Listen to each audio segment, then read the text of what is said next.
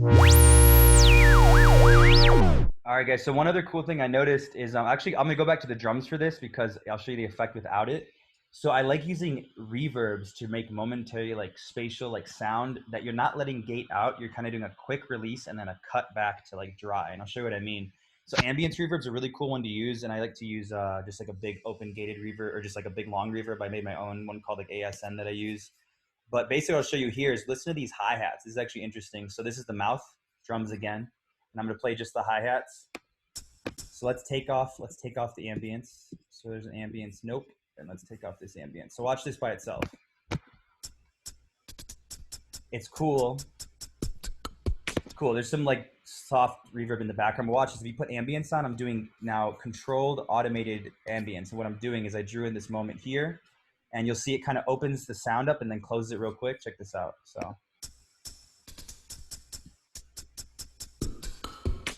So from basic, but watch with the beat. It actually sounds cool with the full beat with just the drums. Let's play that.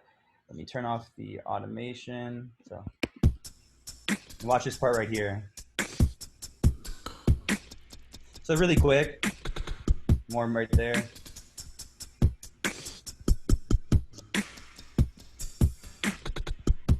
Yeah, so really quick, but all that's doing is it's kind of giving a little bit of breath to like the sound, and you can do that again. There's so many sounds and have them have these little pullouts and this and that. And what's kind of cool is you can apply that in a kind of a more creative melodic way, and I'm actually gonna do that now with this synth sound. So watch this. That's muted. Let's turn this back on. So here's the sound right here by itself. Make sure it's turned on. Okay, so what I did is I did make already, there is a reverb tail. So what I did is I took a big long reverb and I call it my ASN one. You can actually see it right here. It's just a nice, I made this is a nice reverb by using all this stuff. Now it's just really big and open. And what I can do is I can make these big reverb tails that then I can LFO the reverb tail. So let's say we have this reverb tail by itself. So let's make sure this is not on. So let's look at the reverb tail again. What is it doing? And watch. Now let's say I want to cut it.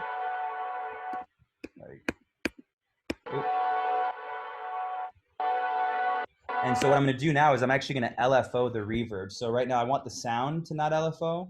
So let's basically have the amount just kind of right when the reverb's kicking in, I'm going to have that LFO. So it might sound weird, but let's actually test this out because I did not test this part directly. Let's see.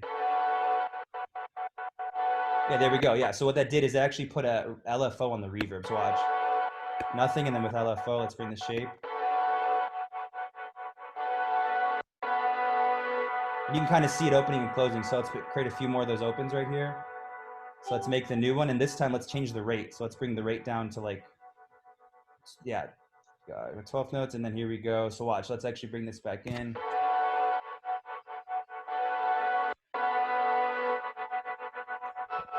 it's kind of basic, but what's cool about that is when you put that with the track and then you mix in the overall top LFO that I watch, I'll automate this thing on and off. I'm just showing you guys some tricks. So we're gonna have the LFO that's kind of encompassing the top or the whole group is going to be turned on and off, but it's going to turn off for the LFO that's doing the reverb gating or reverb LFO. So watch this.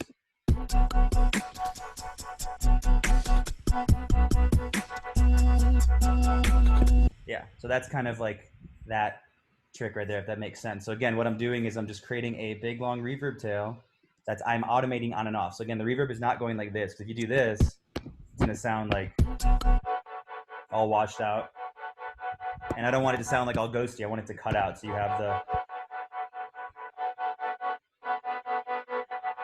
yeah. And it ends up working. And with the beat, you get this, yeah.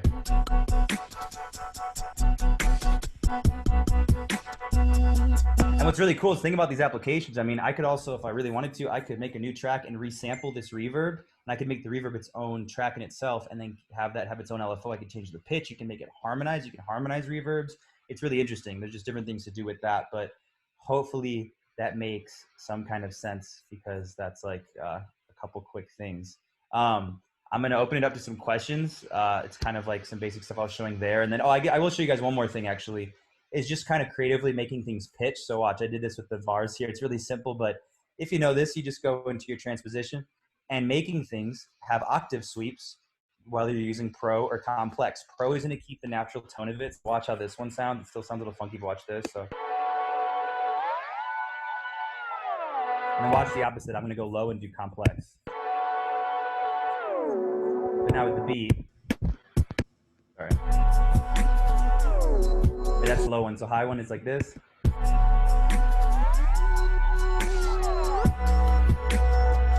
And I also have this vocal turned off. Yeah. It's a cool way to do that. And then I did the same thing with this vocal. Watch, I made the vocal kind of counteract. So here's a moving vocal by itself. It's just basic. Oh, we got Zoom getting in the way. So watch, here's the basic thing like this. Watch it. Basic, right? I mean, it's just like, what is that? And then you could actually make it move. So I did this movement. Sounds basic with the track though. Check out the movement with the synth. It's kind of cool with the synth and the bass. Let's load these all up if they want to play. Oh, I'm holding the wrong button. Here we go. Check these out.